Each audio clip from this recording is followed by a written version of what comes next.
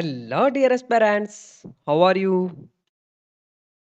Today in this lecture, we are going to study the most important topic of the biological molecules, protein. Already हमने biological molecules के 3 lectures upload कर लिए हैं। वो आप देख सकते हैं हमारे यूट्यूब चैनल पे मेडिकल साइंस पे। Today in this lecture, we are studying the protein from the zero level। हम ये मान के चलेंगे कि आपको प्रोटीन के बारे में कुछ पता नहीं। From zero level, we are starting. This will be very beneficial for the MD class 11 student and nursing college admission test. Okay, so let's start. I am Dr. Amir Raza. आज protein में हमने क्या क्या पढ़ना है? Today's goal is introduction of the proteins, amino acid, and classification of protein. This is all the topics which we have to study for the proteins. This is the small topic, little topic, and we will cover it in the short time. Okay, so let's start today goal and protein. Okay, यहाँ पे थोड़ा mistake था. Introduction. Name protein was suggested by the scientist called as Berzelius. Basically, protein is a Greek word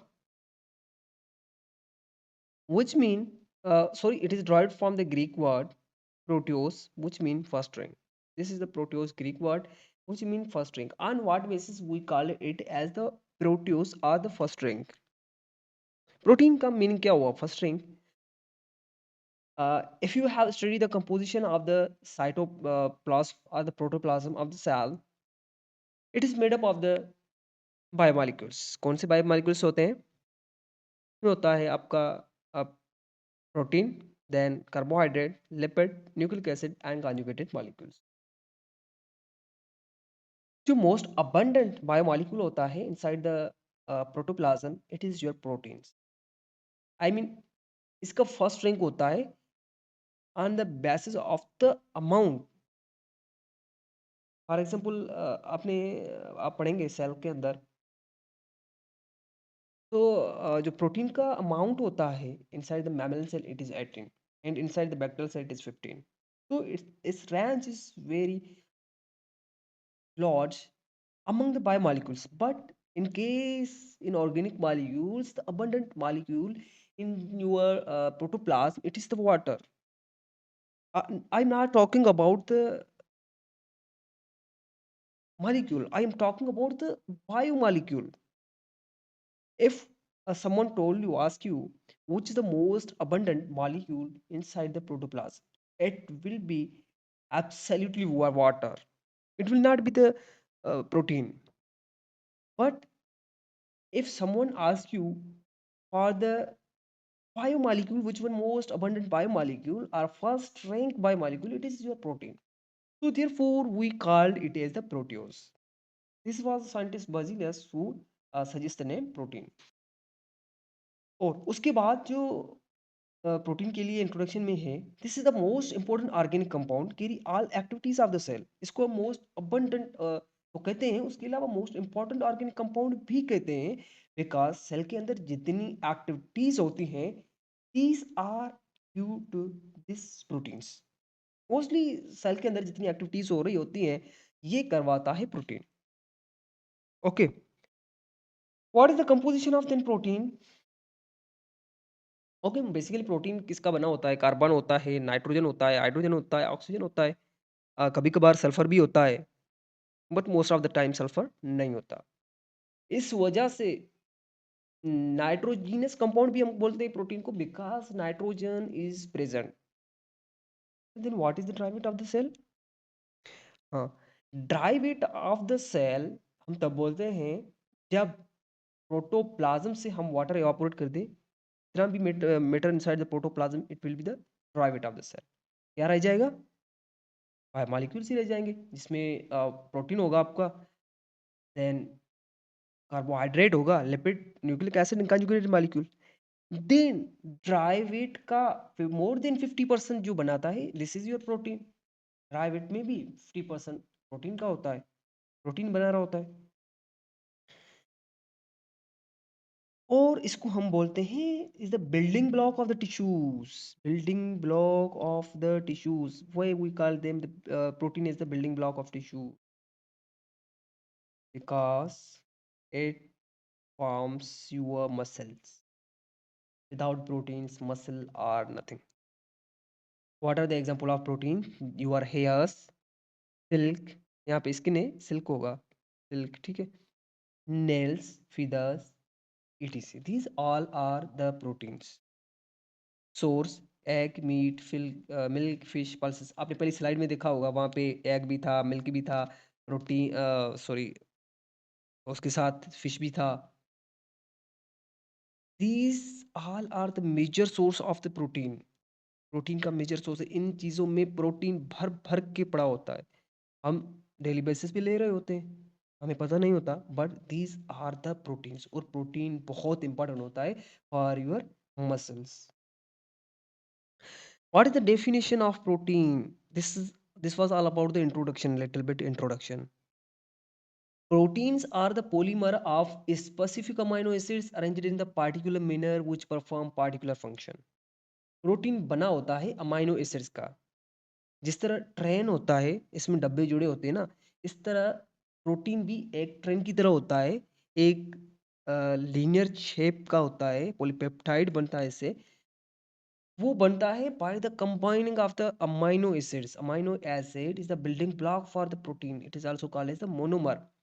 specific amino acid, particular amino acid होते हैं, उनका particular जगह होता है।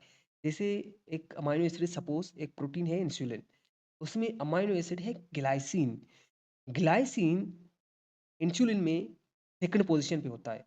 अगर इसका पोजीशन चेंज हुआ तो प्रोटीन काम नहीं करेगा।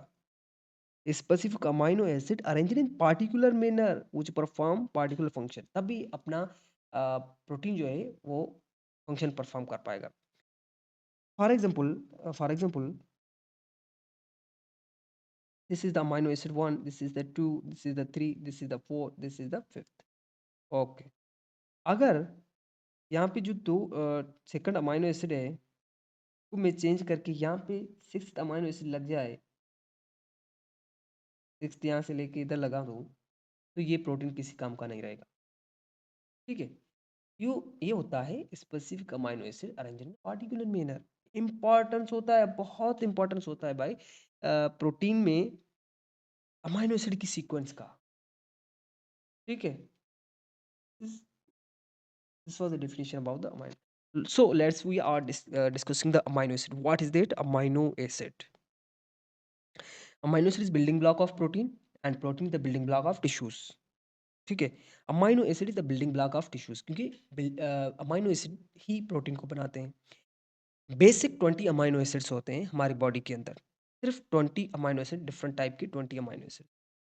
ये डिफर करते हैं only in the radical group. What is that radical group? आइए स्ट्रक्चर पढ़ते हैं अमाइनो एसिड का। अमाइनो एसिड के अंदर 3 ग्रुप्स होते हैं। एक होता है अमाइनो ग्रुप NH2, जो कि बेसिक इन नेचर होता है, अल्कलाइन होता है। एक होता है कार्बोक्सिलिक एसिड ग्रुप, ये होता है एसिडिक इन नेचर। तीसरा होता है रेडिकल। इस रेडिकल की बेसिस पे ही हम अमाइनो एसिड को क्लासिफाई करते हैं, आई मीन डिफर करते हैं from one another. Okay, so this is the carbon, and it is attached to the 4 different groups. This is the amino group, this is the carboxyl group, this is the radical, and this is the hydrogen. All these are different। यहाँ पे आपको दिख रहा है कि कोई भी same group carbon के साथ अटैच हो? नहीं। जब किसी कार्बन की वैलेंस क्या होती है? 4 होती है। 4 एटम्स के साथ बॉन्ड बना सकता है, मॉलिक्यूल्स के बाद साथ बॉन्ड बना सकता है। अगर कार्बन के साथ 4 ही डिफरेंट एटम्स या मॉलिक्यूल्स अटैच्ड होते हैं, that type of carbon is called as alpha carbon. If any carbon is attached with all 4 different atoms or groups, it called as alpha carbon. In case of amino acid, alpha carbon is also called as chiral carbon. Okay, understand? Okay, ये जो radical होता है इसकी basis पे हम amino acid को classify करते हैं. सपोज इफ यहाँ पे रेडिकल आर की जगह अगर यहाँ पे एश होता,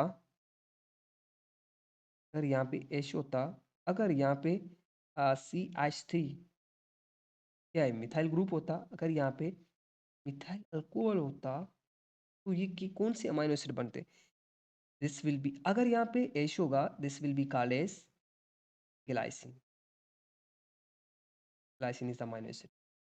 this will be called as alanine. This will be called as serine. Okay, अगर आपको डिफिकल्टी हो रही है याद करने में, this is the simplest hydrogen, this is the moderate and this is the complex. आपने इस तरह याद रखना है hydrogen, methyl and methyl alcohol. फिर याद करना है GAS. ठीक है, G for glycine, A for alanine and S for serine.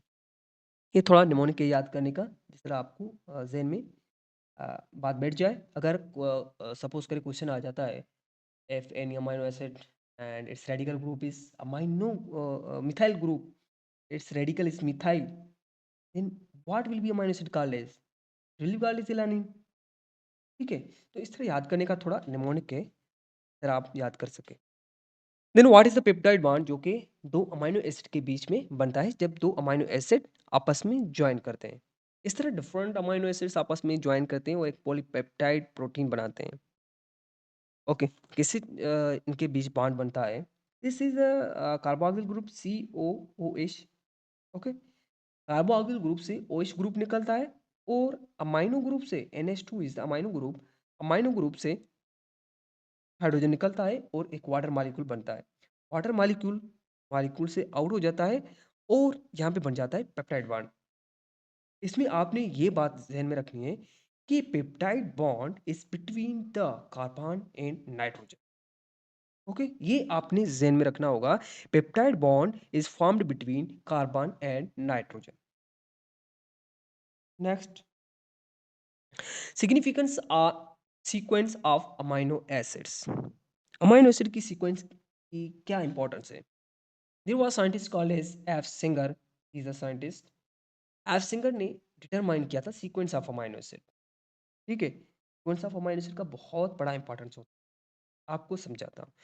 Insulin एक प्रोटीन है जिसमें दो चेन्स होते हैं. एक होता है ए चेन जिसमें होते हैं 21 अमाइनो एसिड और एक होता है बी चेन जिसमें होते हैं 30 अमाइनो एसिड्स. आपने ये याद में रखना है. Then second is haemoglobin. Haemoglobin is a protein. Haemoglobin बनता है 2 अल्फा चेन और 2 बीटा चेन से. Alpha chain contain 141 amino acid and beta chain contain 146 amino acid.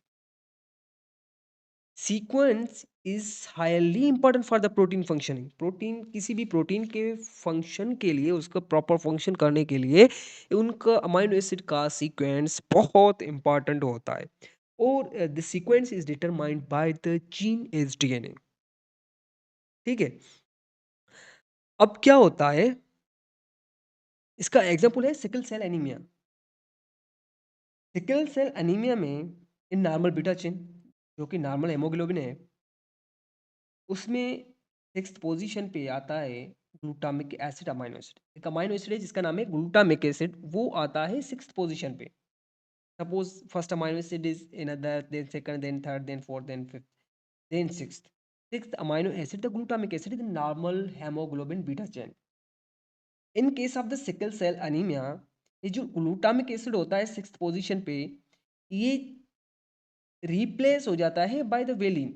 Glutamic acid की जगह वेलिन आ जाता है एट द 6th पोजीशन. और ये जो बीटा चेन होता है ये एबनॉर्मल हो जाता है, अपना फंक्शन परफॉर्म नहीं कर पाता और हमारा जो सारा हेमोग्लोबिन होता है वो खराब हो जाता है.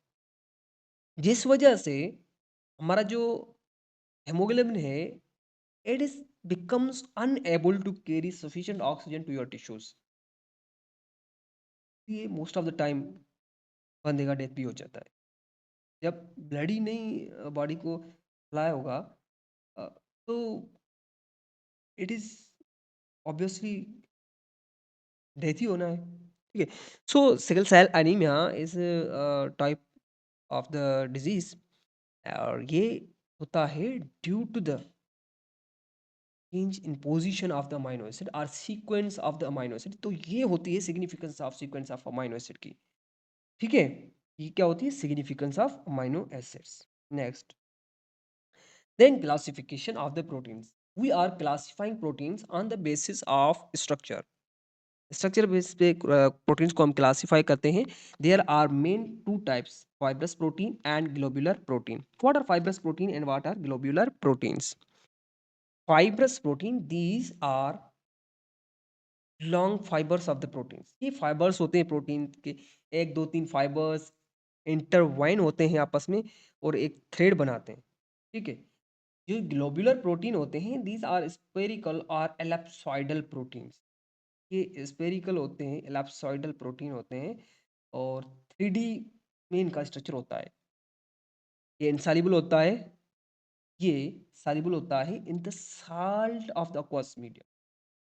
साल्टी वाटर या अल्कोहल के अंदर ये सॉल्युबल होते हैं, बट फाइब्रस प्रोटीन सॉल्युबल नहीं होते। ये फाइब्रस प्रोटीन नॉन क्रिस्टलाइन होते हैं, जबकि ग्लोबुलर प्रोटीन्स क्रिस्टलाइन हो जाते हैं, क्रिस्टल्स बनते हैं इनके।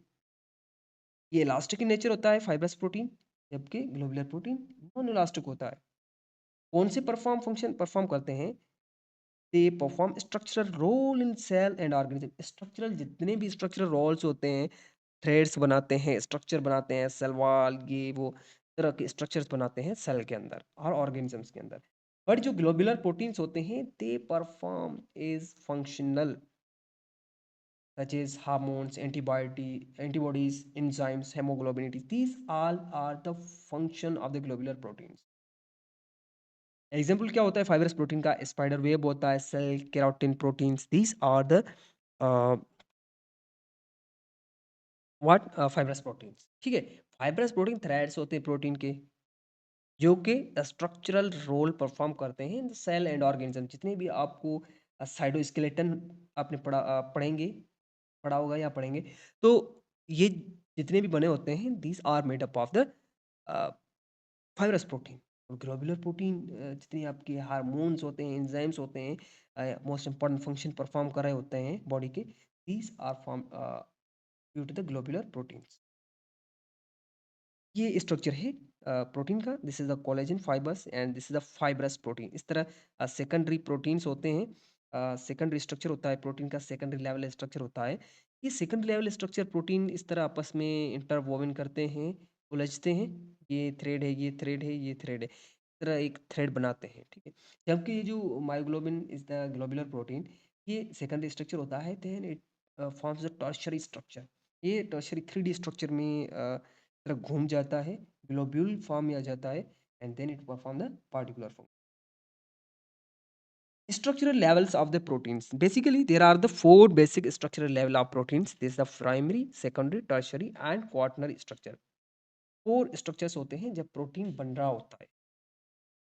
What is the primary structure? Primary structure is that structure of the protein जब प्रोटीन बन रहा होता है, राइबोसोम्स के ऊपर जब प्रोटीन बन रहा होता है, all the proteins at the time of their manufacturing are the primary structural level of protein. Primary level होता है प्रोटीन बनने का। और हमारा एक प्रोटीन है जिसका नाम है इंसुलिन।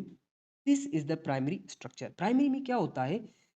हमारे सिर्फ अमाइनो एसिड इस तरह लीनियर अटैच्ड होते हैं, एक थ्रेड में अटैच्ड होते हैं। This is all about the primary structure of protein. इसमें हम क्या देखते हैं? Sequence of chain of the amino acid. Amino acid का सीक्वेंस हम देखते हैं कि इसमें कौन सा अमाइनो एसिड कौन सी जगह पे पड़ा है। देन ये जो प्राइमरी स्ट्रक्चर है, ये फोल्ड होता है, ठीक है। इसमें कौन से बॉन्ड्स प्रेजेंट होते हैं? इसमें होते हैं आपके प्राइमरी स्ट्रक्चर में होते हैं पेप्टाइड बॉन्ड्स ओनली, ठीक है। जब ये primary structure protein with the help of hydrogen bond and sulphide bond, ये जब आई मीन फॉर्म करता है, अपना structure in the form of spiral manner जब ये मूव करता है, this will form the secondary structure. Hydrogen bonding of the peptide bond causes the amino acids to fold into a repeating pattern. ये primary structure fold करता है, फिर ये secondary structure बनाता है. इसमें दो टाइप्स होते हैं, एक होता है बीटा प्लीटेड चीज, एक होता है अल्फा हेलिक्स चीज. And this is the alpha helix and this is the beta helix. आपने बस इसके एग्जांपल्स याद करने हैं. इसका एग्जांपल होता है spider web, silk and keratin, feathers. these are the secondary proteins. उसके बाद होता है टर्शरी प्रोटीन्स. जब सेकेंडरी प्रोटीन फोल्ड होता है three dimensionally with the help of ionic bond, hydrogen bond, and sulfide bond, they form the 3D structure of the protein and it called as a tertiary structure. जितने भी आपके enzymes होते हैं, these are your tertiary structure proteins. उसके बाद होता है quaternary protein structure. Quaternary protein structure तब बनता है जब एक से ज़्यादा पॉलीपेप्टाइड चेन्स आपस में ज्वाइन करते हैं. जैसे एक पॉलीपेप्टाइड चेन है जिसका इसका स्ट्रक्चर क्वार्टर स्ट्रक्चर है, दूसरा भी है, तीसरा भी, चौथा भी. इस तरह ये proteins by the help of hydrophobic interaction आपस में ज्वाइन करते हैं and this protein structure is called as quarter structure. It's example is hemoglobin. Hemoglobin is the main important function example of quaternary structure. Okay, so this is the primary. इसमें bonds होते हैं peptide, insulin and all the proteins forming at the ribosomes. Secondary में hydrogen plus sulphide bond होते हैं, cell की spider web. Tertiary hydrogen sulphide ionic enzymes होते हैं. Quaternary hydrogen hydrophobic interaction and haemoglobin. So this was all about the proteins.